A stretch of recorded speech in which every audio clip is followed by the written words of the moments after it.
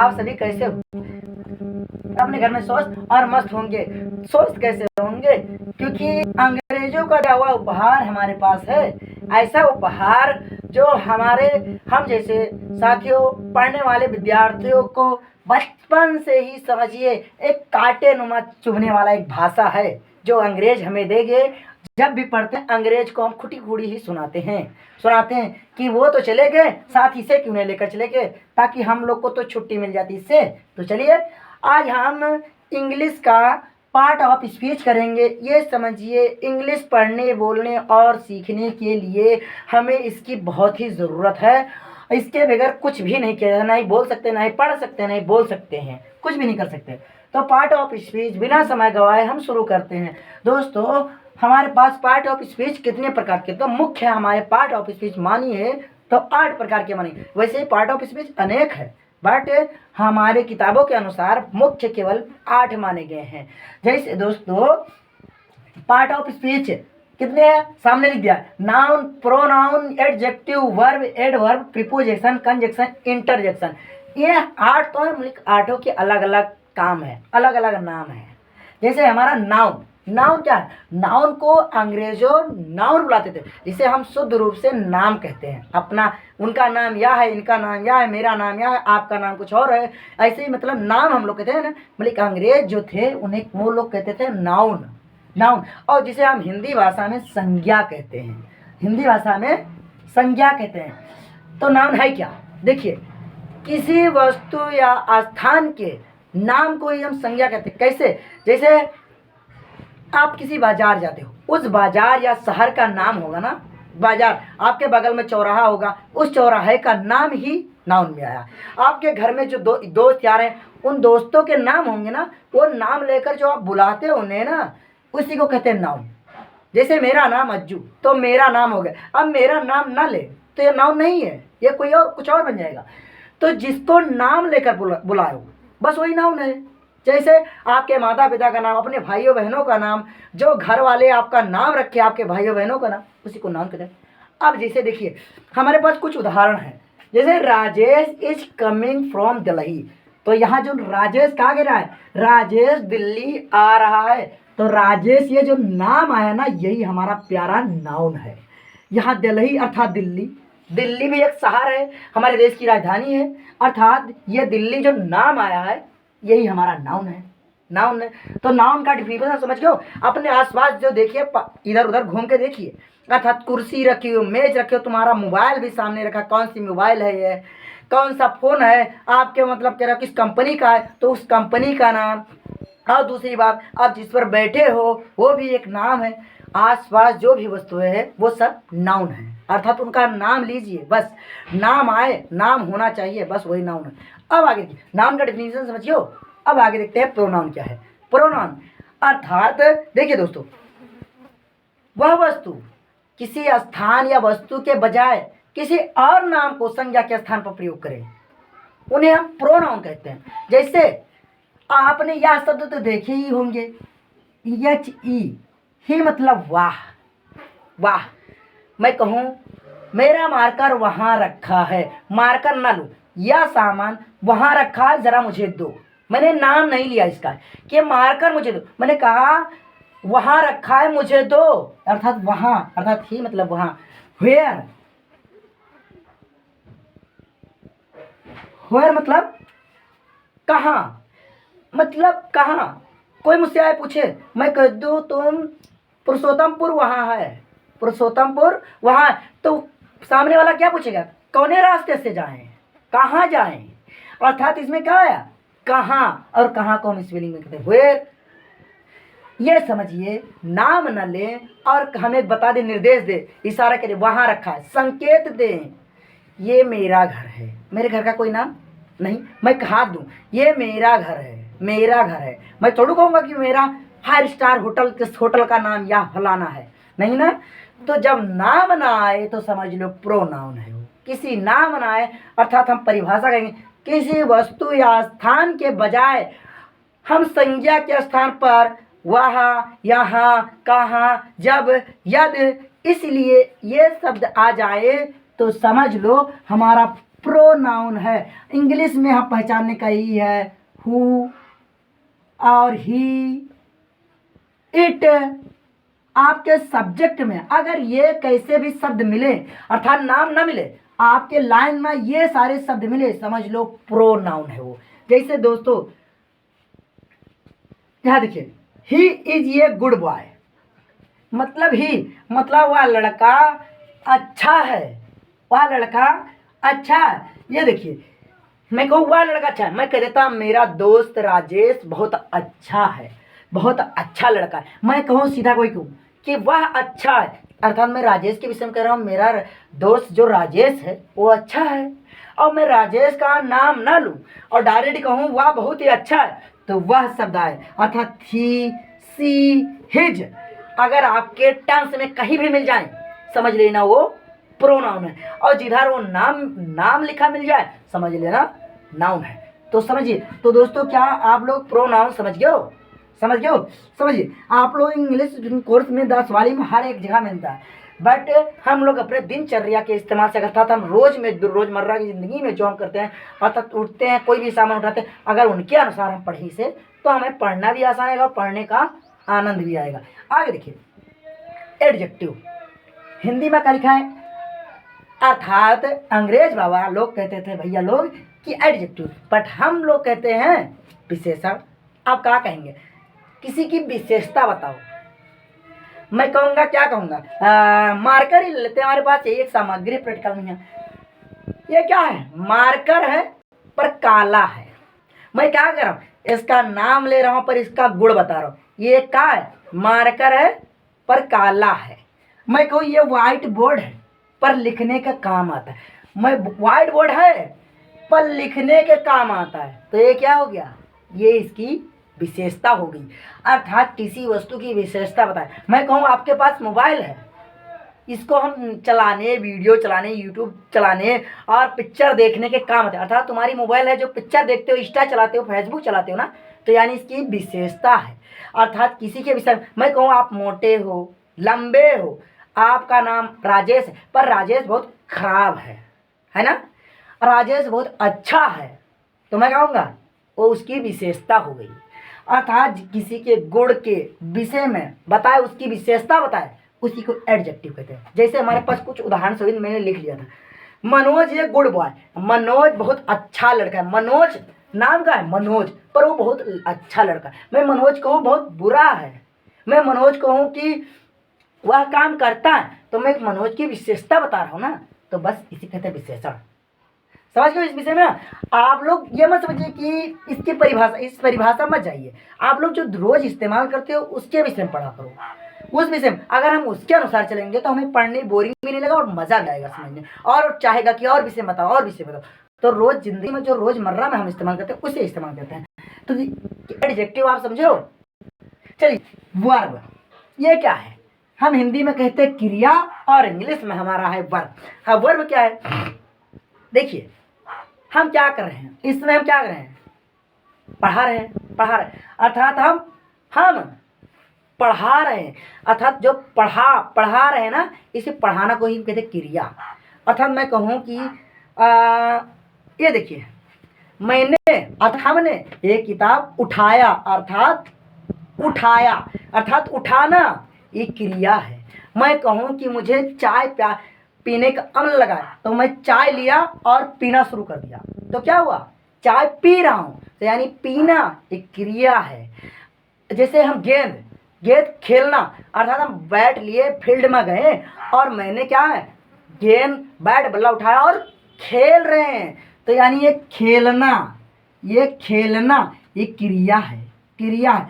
अर्थात कोई भी वस्तु बिना वर्ब के संभव ही नहीं है। अर्थात तुम खाना खा रहे हो, यानी खाना खा रहे हो, तो ये खाना एक क्रिया होगी। अर्थात मैंने उठाया खाना और खा रहे हैं, तो खाना क्रिया है। अर्थात कोई भी काम कर रहे हो, तुम मोबाइल देख रहे हो, इसमें तुम्हारा देखना क्रिया है, देखना एक क्रिया, और तुम एक सब्जेक्ट हो और तुम्हारा मोबाइल ऑब्जेक्ट, और तुम देख रहे हो, तो देखना एक क्रिया है। समझ गए हो? आप सुबह समझ लीजिए, आप स्कूल नहाना, आप सवेरे उठे हो, बरस कर रहे हो, करना एक क्रिया है। नहा, फिर उठाकर बाल्टी भरे हो, फिर बाल्टी में पानी भरकर नहा रहे हो, नहाना क्रिया है।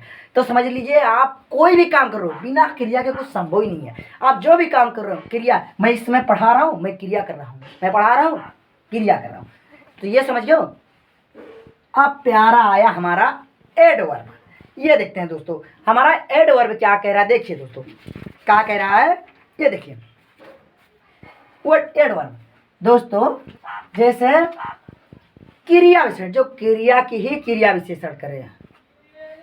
मैं बताऊं दोस्तों रोहित शर्मा बल्ले गेंद और बल्लेबाज है, वो बहुत ही अच्छा खेलते हैं। बस यहाँ एक शब्द आ गया बहुत, बस समझ लो ये एडवर्ब है। जिन शब्दों में बहुत शब्द लग जाए वो समझ लेना दोस्तों, वो क्या है कि क्या कहते हैं, एडवर्ब है। जिनके विषय में दोस्तों, जिनके विषय में है हमारा, एक मिनट दोस्तों जरा ये सामान हटा दें।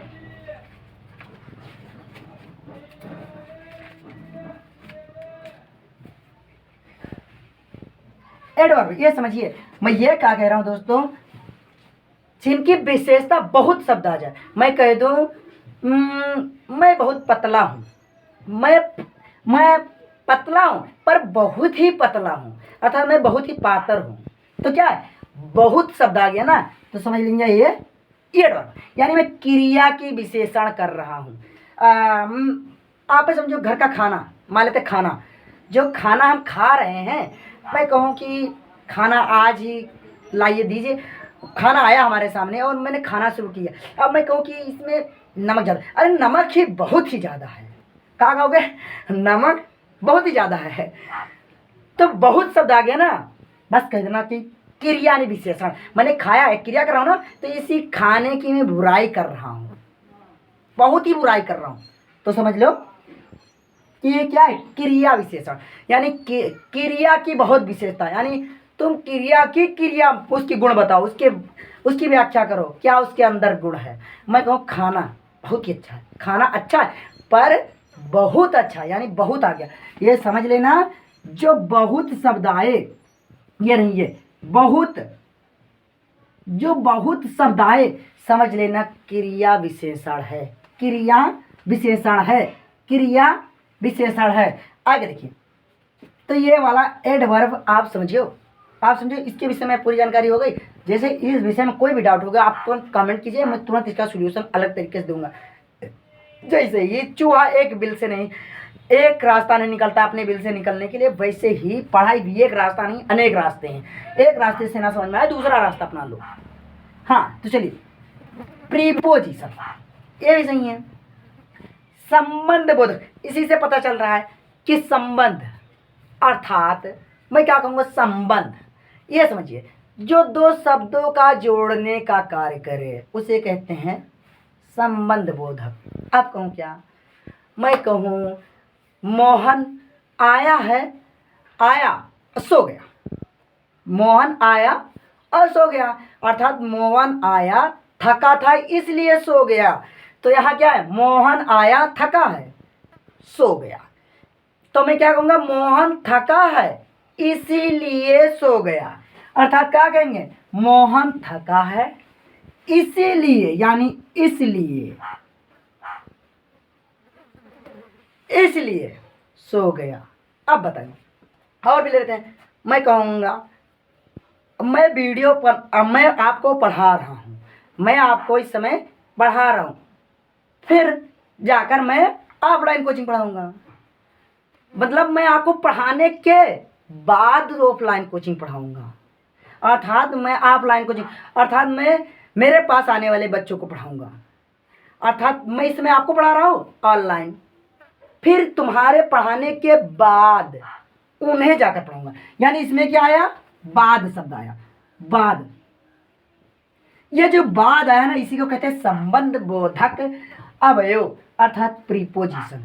ये समझ में आया, अर्थात दो शब्दों को जोड़ने का जो कार्य करे उसी को कहते हैं प्रीपोजिशन, अस्पष्ट भाषा में।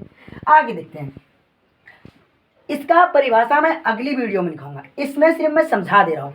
आने वाली वीडियो का आप लोग इंतजार करना, इसका मैं परिभाषा और उदाहरण सहित ले आऊँगा, क्योंकि मैं एक वीडियो में अगर सारा दे लूँगा तो बहुत बड़ी वीडियो हो जाएगी, बड़ा लंबा बन जाएगा। इसलिए क्या करते हैं, इसे इस वीडियो में केवल समझ लेते हैं, और मैं इसका परिभाषा और इसके विषय में जानकारी पूरी अगले वीडियो में सही लाऊंगा, एक एक करके लाऊंगा। चलिए, कंजक्शन अर्थात कंजक्शन, हाँ ये क्या है, समुच्चय बोधक। अब देखिए दोस्तों, हम लोग को सभी को पता है कि आने वाला ईद है, यानी मैं क्या कहूँगा, मैं तो मेले में जाऊँगा, मेरे साथ मेरा घर भी जाएगा, मैं जाऊँगा मेरे साथ मेरा घर, अर्थात पूरा परिवार, अर्थात समुच्चय लोग, अर्थात पूरा, अगर पूरा आ गया समुच्चय बोधक। मैं कहूँ कि हम पढ़ने जाएंगे, हमारे साथ हमारी भाई बहनों भी जाएंगे पढ़ने, अर्थात हम तो जा रहे हैं, हमारे भाई बहन भी जा रहे हैं, तो यानी समुच्चय बोधक, यानी पूरा शब्द आ जाए, 4-5 लोग की बात आए, बस समझ लेना। Preposition, conjunction, sorry conjunction word, अर्थात पूरे जन की बात आए, समझ लेना कंजक्शन वर्ड। अब मैं कहूँ एक और उदाहरण ले लेते हैं। अब हम स्कूल गए, स्कूल में वहाँ से जब छुट्टी की घंटी लगी तो क्या हमें प्रिंसिपल अकेले ही छुट्टी देगा, हमारा प्रधानाचार्य? क्या कहेंगे, हम पूरे दोस्तों के साथ पूरी क्लास 1 से लेकर 12 तक सभी को साथ जाएंगे, स्कूल से निकलेंगे, तो यानी सभी लोग आ गए, सब आ गया ना, क्या कहेंगे, कंजक्शन, समझियो।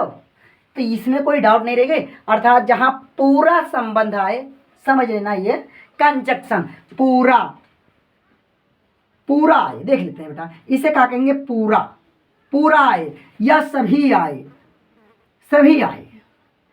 इन सारे शब्द कोई भी वर्ड में मिल जाए, कुछ भी मिल जाए, यानी आल, स्पेलिंग होती आल, इसे मैं अगली वीडियो में समझाऊंगा, क्योंकि अगर एक पर विभक्त पर जाने लगेंगे तो ये बहुत लंबा हो जाएगा। इसलिए मैं हिंदी भाषा में अपने रोज जो हम रोज दिन में इस्तेमाल करते हैं उसके जरिए मैं समझा रहा हूँ। देखिए, कंजक्शन समझो, जहाँ पूरा आए, सभी आए, सभी लोग आओ, ये सारे शब्द आए, तो यानी समुच, यानी समुच्चय मुझे दो। मैं कहूँगा, मान लेते मेरे पापा एक तरबूजा लाएं, अब मैं अपने भाई बहनों से कहूँगा कि पापा मुझे कुल दो, अर्थात समुच्चय मुझे दो, कुल्लू दो, यानी पूरा मांग रहे हैं ना, तो इसी को कहते हैं कंजक्शन वर्ड। कंजक्शन यानी समुच्चय बोधक अवयव, अर्थात जब पूरा शब्द आ जाए, पूरा। मैं इसका स्ट्रक्चर बनवाऊंगा बट अगले वीडियो में, क्योंकि ये वीडियो में यहाँ पूरा नहीं आ पाएगा, इसलिए आगे देखिए, क्योंकि हमारा व्हाइट बोर्ड छोटा है इसलिए। हाँ, अब बेटा हमारे पास यहाँ से लेकर, हम नाउन से लेकर कंजक्शन तक, समुच्चय बोधक तक कर लिए हैं, अब मात्र एक बचा है।